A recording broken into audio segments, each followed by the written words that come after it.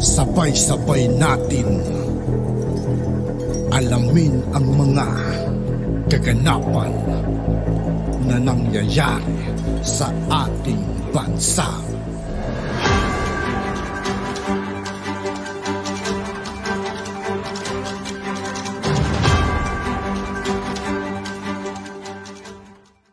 Yo, what's up mga kaibigan? This is I2K po again.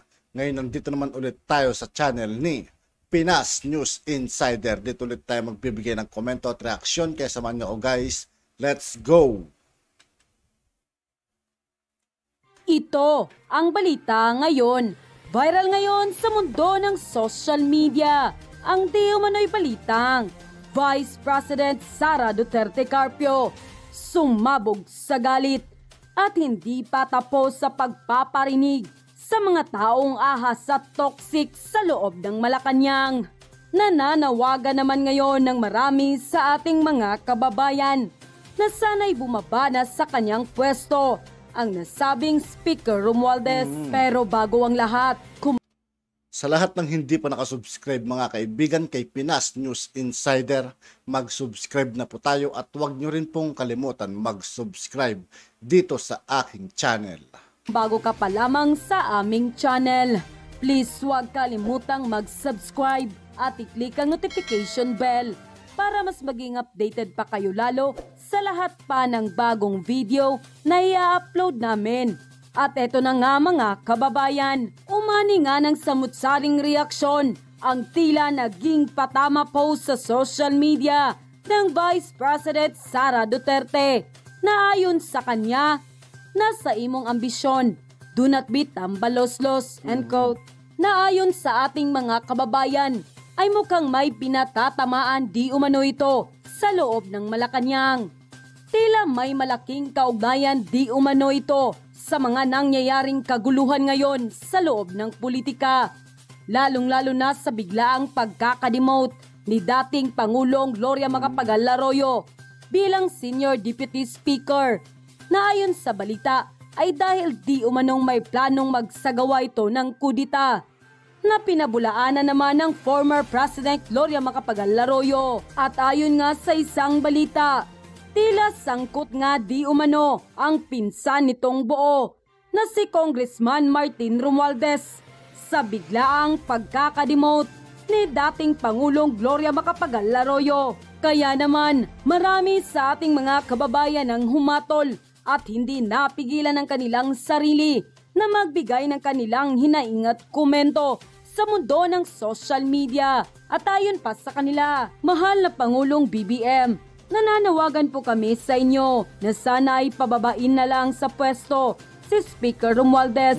Masyado nang halata ang Nabibisto kasi mga kaibigan dilawan niya. Kaya sobrang galit ni VP Sara dahil sa kanya. Bumaba na lamang sa pwesto dahil ang mahal nating Vice President mukhang naamoy na niya ang tinatagong baho ni Speaker. #palayasin na sa pwesto. Diyos ko po, grabe. Baka masisira ang unit team sa kagagawa ni Speaker. Baka yan pa ang dahilan kaya mabuwag ang unit team na minahal ng taong bayan. Mahal na Pangulo, mag-ingat po kayo. Dahil unti-unti nang umaalingasaw ang tinatagong baho ni Speaker. Delikado po kayo dito at nanganganib. Kaya palayasin na lang yan sa pwesto at palitan na lamang. Solid Sara Duterte kami. Hindi kami padadala sa anumang paninira sa kanya. Subok na naming mamamayan ang kakayahan at pagmamahal niya sa sambayanan. Di kami magpapatinag sa mga gahaman sa kapangyarihan at mga baluktot na hangarin at gawain sa anumang paninirang gagawin nila. Hahaha, hindi nyo maisahan si VP Sara. Yan ay likas na matalino. Hindi tulad sa mga tambaloslos nga na-educate lang. Iba yung na-educate lang kaysa likas na matalino. Kaya ng VP namin yan. Kahit anong palusot sa mga tambaloslos. End quote. Anyway, abay ako'y nagulat ha. Matapos magbitiw ni VP Inday Sara, nagkaroon ng isang Instagram post. At marami nagtatanong, ano ba yung salitang yon? Well, ayaw ko na ulitin yung salitang yon, pero masama po talaga yung salitang yon. Mura po yun. Okay? So, minura niya. So, nagalit siya na doon sa tao na nag-aambisyon at nagsabi, sana sa iyong ambisyon, no? Ito, lakihan natin kung ano yung sinabi, no? Sana sa iyong ambisyon ay do not be tambaluslos. Nako, mura po yan. Kasi luslos, alam niyo naman sa Tagalog kung ibig sabihin ng luslos, no? So, alam niyo na ang ibig sabihin niya. Tambaluslos. So, medyo nagalit talaga si VP Inday Sara. Bakit naman kaya siya magagalit sa tao niyang sinasabing di ambisyon? Well, tingin ko nga, may kinalaman nito dun sa pagtanggal kay PGMA bilang senior deputy speaker. Siguro kaya siya nagalit. Ito naman po ay haka-haka, no? Imposible naman talaga kasi na i-challenge ni PGMA ang first cousin at closest advisor ni PBBM as House Speaker. Sa tingin ko, wala talagang basihan yan. Bakit? Napaka-veterano naman ni PGMA na politiko para malaman niya kung sinong talo at sino yung hindi talo. Alam niya na wala siyang kapag-asa habang closest advisor ni PBBM ang Speaker of the House. So tingin ko, yung galit ay nanggagaling dun sa punto na hindi ka naman talaga po pwedeng i-challenge.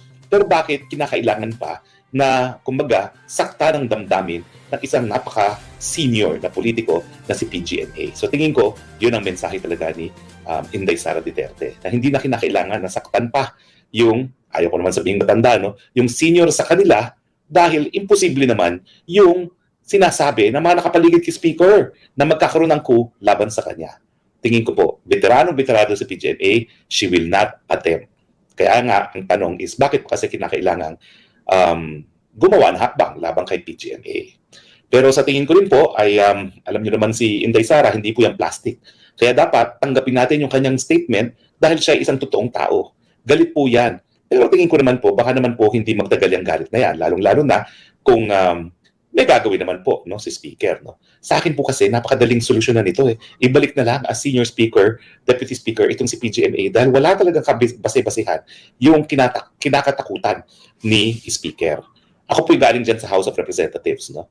At alam nyo kasi, ang gawain ng mga congressmen, lahat yan sumisip-sip kay Speaker. So kapag may kontrobersiyang ganyan, lahat yan pupunta kay Speaker, "Hay, naku Speaker, ganito. Kami, nagpa-pledge ng loyalty sa'yo. Hindi po pwedeng ikaw matanggal." Pero nakita nyo naman po nung si Speaker Alan Cayetano ay naging Speaker, lahat sip-sip sa kanya. Pero nung siya ay pinatalsik, syempre nawalan siya ng kaibigan, ni isa nawala. No? At ganoon din naman yung nangyari kay Speaker Pantaleon Alvarez. No?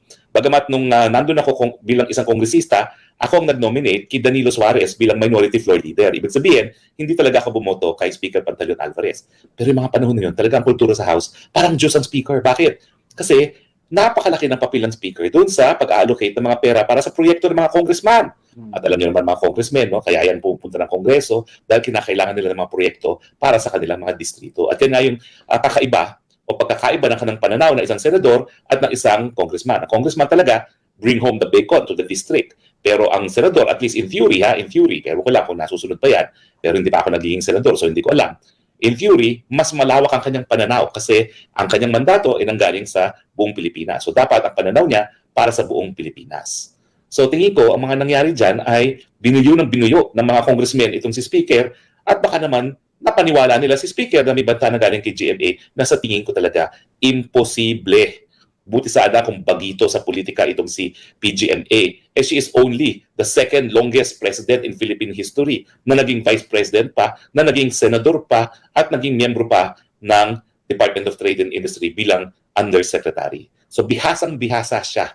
In addition dun sa kanyang 3 termino na, pang-4 na termino na nga bilang isang kongresista. No? So kapag ikaw bihasa, alam mo kung sinong po pwede mong labanan, alam mo rin kung sinong dapat hindi mo labanan dahil there is such a thing as political suicide. At tingin ko, kung i-challenge ni PGMA si Speaker Martin Romualdez, that would be political suicide. Well, kampante ko na magkakabati-batian, pero kinakailangan magsimula with rectification of the mistake. Wala naman ho talagang karagdagang kapangyarihan ang senior deputy speaker. In fact, ako naging membro ng Kamara. Wala po sa rules yan. Inimbento lang yan para nga bigyan ng karagdagang respeto ang naging presidente na ng Pilipinas na ngayon ay nakaupo sa Kamara ng Representante. Di ba ho, tama lang naman yun. Okay? Para lang mapakita kung ganong pinahahalagahan si PGMA.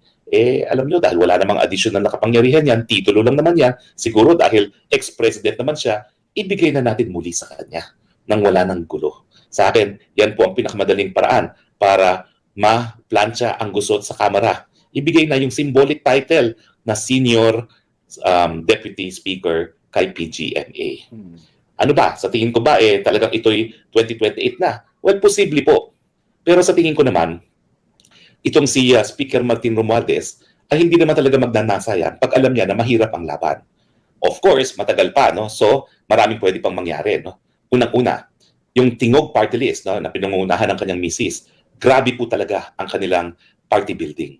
Grabe po, halos lahat ng sulok na ng Pilipinas, dahil nga Speaker Romualdez, tinatayuan nila ng Tingog Center.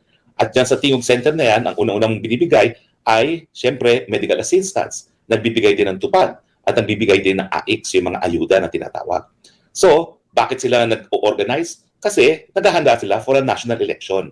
Pero ang tingin ko naman, ang pinaghahandaan nila, 2025 muna. Kasi matagal pa yung 2028. So tingin ko, ang patatakbuhin nila, si Congressman Yeda Romualdez bilang isang senadora.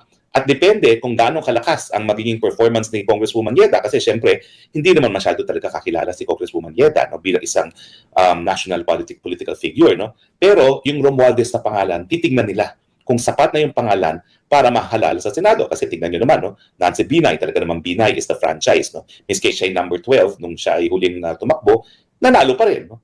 By virtue of name recall alone. So titignan nila yan. Kaya sila ay nagpa-party building.